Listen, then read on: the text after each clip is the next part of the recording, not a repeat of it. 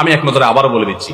1 নম্বরের ভুল হলো রমজানের চাঁদ না দেখা, শাবানের 29 তারিখে রমজানের চাঁদ তালাশ না করা পশ্চিম আকাশে, এটা আমাদের একটা ভুল।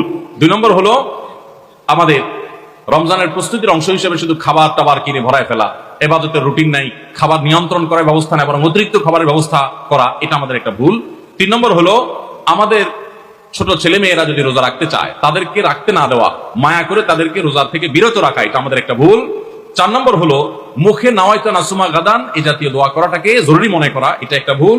5 নম্বর আমাদের ভুল হলো রমজানের যে আমাদের অনেকে পেটের রোজা রাখি, চোখে মুখে কানে অন্য অঙ্গ প্রত্যঙ্গ দিয়ে নানা গুনাহ করি ফেসবুকে ইত্যাদিতে, এর মাধ্যমে আমাদের রোজা অর্থবহ হয় না, এটা আরেকটা ভুল। 6 নম্বর হলো আমরা অনেকে মেসওয়াক করাটাকে দোষণীয় মনে করি, অথচ রোজা রেখে মেসওয়াক করা যায়।